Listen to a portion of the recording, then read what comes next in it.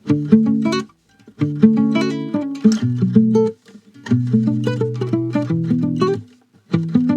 मित्रांनो, पुन्हा एकदा स्वागत आहे आपल्या YouTube channel travel stories by ओमकारमध्ये. आणि आज ट्रॅव्हल आहे. तुम्ही जर म्हणत असाल अशी व्हिडिओ का बनवतो, तर आज ट्रॅव्हल आहे. आज मी तुम्हाला एका गॅजेटबद्दल माहिती देतो. गॅजेट आपला काही टेक्निकल चॅनल नाही आहे, टेक्निकल रिव्ह्यू नाही आहे, पण मी एका गॅजेटबद्दल तुम्हाला सांगतो. म्हणजे माईक आहे तो, ॲक्च्युली माईकबद्दल मी तुम्हाला सांगतो. खूप सुंदर माईक आहे, मला आवडला, मी घेतला आहे आणि तुम्हाला त्या प्रोडक्टबद्दल माहिती सांगतो मी. तर एक मिनटं फक्त ही व्हिडिओ बघा आणि तुम्हाला ह्या माईकबद्दल बरंचसं काही समजून येईल.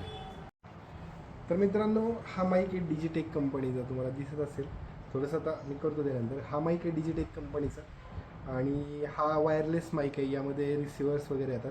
तर चला मी ते तुम्हाला दाखवतो की हा माईक कसा वर्क करतो. तर मित्रांनो, हा आहे डिजिटेकचा माईक. यामध्ये तुम्हाला सगळ्या गोष्टी मिळतात बघायला. इथं तुम्ही वाचू शकता. इथं सगळ्यात पहिल्यांदा आहे ट्रान्समीटर आणि एक रिसिवर.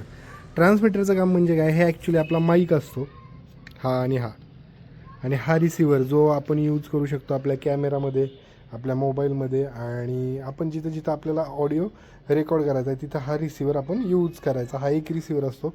त्याबरोबर आपल्याला मिळतात मोबाईलला जोडणारे केबल्स, कॅमेराला जोडणारे केबल्स आणि बऱ्याचशा अजून खूप केबल्स आहेत ज्या की मी अजून यूज पण नाहीत केलं, त्या ह्या केबल्स आहेत. आणि ह्यामध्ये तुम्हाला हेडफोन आहे, त्यानंतर हे वॉरंटी कार्ड वगैरे, आणि हे माईकचं मॉडेल नंबर. तर आपण बघूयात हा चालू केल्यानंतर सगळ्यात पहिल्यांदा तुम्हाला चालू करायला खाली बटन दिलेलं आहे, हे बघा. हा चालू झाला, तुम्हाला हा चालू झालेला ग्रीन लाईट दिसते. आणि दुसरा पण आपण ट्रान्समीटर चालू करूयात. आता मी ट्रान्समीटर पण चालू केला, पेअरिंग चालू झालं पेअर झालं हे.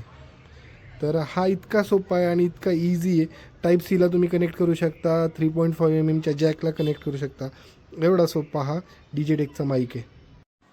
तर मित्रांनो, हा होता एक छोटासा माईकबद्दलचा व्हिडिओ. जर तुम्हाला माईक आवडला असेल तर नक्की घ्या. खूप छान माईक आहे, मी यूज करतो. माईक यूज करण्यासाठी मला असं वाटतं जवळपास तुम्हाला एक 10 ते 20 मीटरच्या आसपास तुम्हाला ती रेंज देते. डिपेंड करतं तुमच्या आजूबाजूची जागा कशी, अडथळे असतील तर थोडासा वेळ लागतो, किंवा आपण म्हणू शकतो की पेअरिंगला प्रॉब्लेम येतो. म्हणजे लांब असेल तर थोडासा ट्रान्समिशनला प्रॉब्लेम येतो. पण जर खुल्या मैदानात तुम्ही करत असताल तर मला वाटतं एक 30-40 मीटरपर्यंत पण त्याची चांगली रेंज येते. तर हा छोटासा व्हिडिओ होता, बरेच दिवस टाकला नव्हतं काय. आणि ट्रॅव्हल व्हिडिओ नक्कीच तयार झालेले आहेत, येत आहेत. शॉर्ट्स तुम्ही एन्जॉय करताय, त्याबद्दल मनापासून खूप आभारी आहे मी. आणि असंच प्रेम देत राहा, असंच आपल्या चॅनलवर विश्वास ठेवा, कंटिन्यू व्हिडिओ येत राहतील.